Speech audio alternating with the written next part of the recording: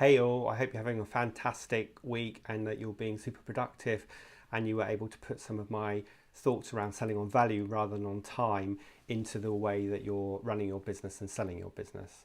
As I mentioned in today's short tutorial, I want to talk about the difference between a standard service and an extra service. This is a real issue for people who work in the service industry or who run an agency, because often a client will ask you to do a specific thing, and then as that project goes along, they'll say, oh, by the way, can you just do this? And oh, by the way, can you just do that as well?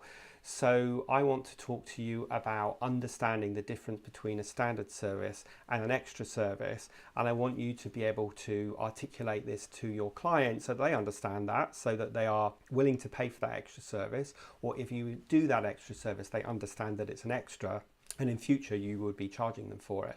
And most importantly, I want you to be able to get this language of standards and extras into your organization so that you and all your team can use it as part of your standard language, so that you are identifying, is this part of what a client's paying for?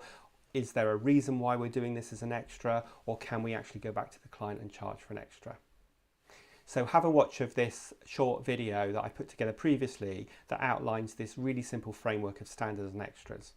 Talking about not over-servicing, let's just spend a few moments exploring this really useful framework around standard service and an extra service. Now, before we get into this, just pause this video and download the attached template so that you can work with me to complete it. So this template is fairly straightforward. So I want to work with you to complete this template by simply putting an up arrow to mean exceptionally happy clients that are feeling really loyal to you.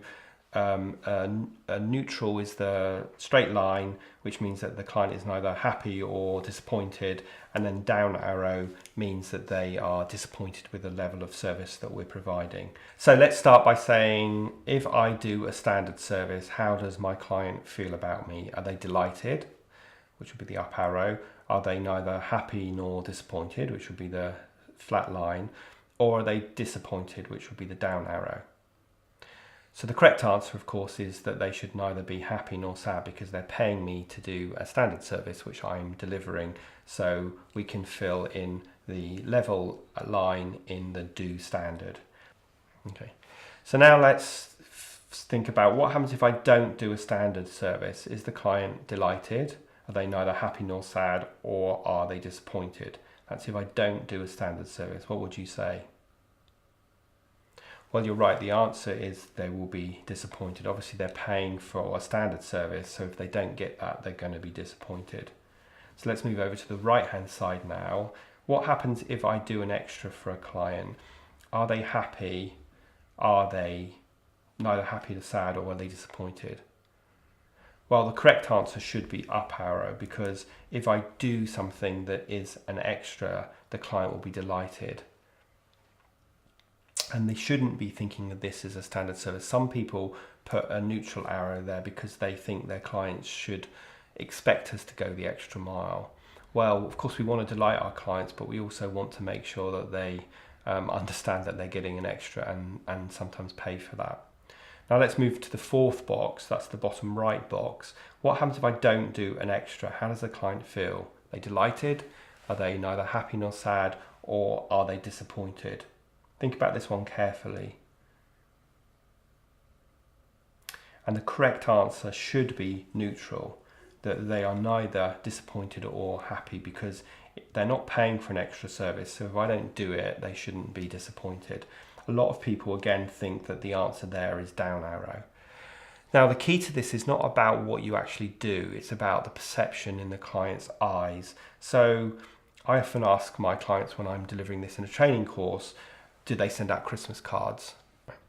So let's play this one through. If you send me a Christmas card every year that's really exceptionally beautiful and I remember it, and you think it's an extra, if you look at the diagram, then if next year you decide you're not sending Christmas cards out, so that you don't do the extra, by definition that says I should neither be disappointed or happy. But the reality of it is if you send me a memorable Christmas card every year and then this year you don't send one, I'm actually be disappointed. I'm actually going to think, well, what have I done wrong that means that you won't send me a card? So actually that fits in the standard box, that if I don't do a standard, I'm disappointed. So by definition, you might think you're doing an extra, but the customer is actually perceiving this as a standard because they expect it every year. So remember, this isn't about what you do, it's about the perception of your clients. So it's very important that when you do go the extra mile, that the client understands that it is an extra. Another example of this would be taking your clients on a hospitality event. And maybe you take some of your top clients on a racing day, and you take me on that racing day and I'm really excited by it. You think it's an extra. At the end of the day, I say, thanks very much for taking me. I look forward to coming with you next year. Now, how am I perceiving that? As an extra or a standard? Because if next year you decide not to invite me, then I'm going to feel disappointed. So I'm actually seeing this as a standard service unless you clearly position it with me as an extra.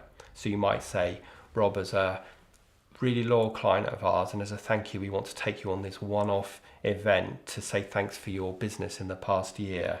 And therefore you're positioning it with me with an extra. So if you don't do it next year, because I knew it was a one-off and because you've told me it's an extra, I won't be disappointed if you don't invite me or you don't do it.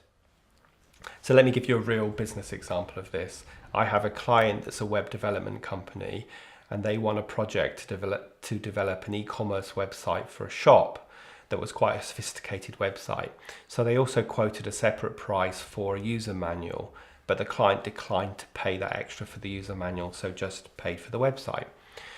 When it came to deliver it, the client felt like they needed to do something so that the customer could understand how to upload products, how to price them, and so on. So they produced a down and dirty user manual that was a few pages long, but nevertheless showed them what to do. And a few days later, the managing director gets a phone call from the customer complaining that the user manual wasn't comprehensive enough and some of their staff didn't know how to use it. And so they're thinking, hey, we did this as an extra for you and now you're complaining. So they explained this to me, and I showed them this standards and extras diagram, and they soon realized that the mistake that they'd made was not to position the user manual as an extra. And because they didn't position it as an extra, the customer just saw it as part of the package. 6 months before, they'd forgotten that they declined to pay the extra money for a really comprehensive user manual. So the customer was now seeing it as a standard service, felt that that standard service was delivered poorly, so complained about it. So on the one hand, I had my client thinking they were going the extra mile for this customer, and on the other hand, they've got the customer complaining that the manual wasn't comprehensive enough. What they should have done is positioned this as an extra to their client. So when they delivered the website, they should have referred back to the original proposal, reminding the client that they declined to pay the extra money for a comprehensive user manual, but as an extra, we've produced this simplified version of it just so to help your staff know how to use the website, how to upload products and so on. And that way the client would remember that they hadn't paid for this and would see it as an extra and not a standard, and not therefore complained about it. So it's really important for you to understand the service levels that your client is paying for. And if you make a strategic choice to overservice the client, that you're able to explain to them that on this occasion you're going to do this, but it would normally cost you money. That was one of the strategies that I gave my customer around the website. They could have told the client how much this manual would have cost, put it on their invoice, but put it in as a zero cost as a way to help the client understand that it was an extra. So the key thing here is all about communication. If you choose for a strategic reason to overservice a client or provide higher levels of customer service than they're paying for, then it's really crucial that you communicate at the earliest point that they are receiving this extra level of service as an extra and it is not a standard. If you overservice a client without communicating, then you set the bar for the service levels that you're going to deliver in the future. And if you fail to maintain that high level of customer service, your customers are going to be disappointed, and that's a good way of losing them. We all get excited when we win business and we're excited to deliver it, but we're also all have experience of that scope creep where the client says, oh, could you just do this? Oh, could you just do that? They don't really understand how much time that's going to take or what the impact is or how many extra hours people will have to work in a day in order for you to deliver that. So it's really crucial that you communicate at the earliest point whether that's going to result in increased costs or you're providing that extra level of service on this occasion, and in future they would have to pay for that level of service. This standards and extras framework that we've discussed in this particular lesson is a really, really useful tool, and I would encourage you to take this diagram and put it somewhere that you can look at frequently and discuss with your colleagues whether something you're delivering is a standard service or an extra service, and if it is an extra service, that you've communicated that accordingly with your clients.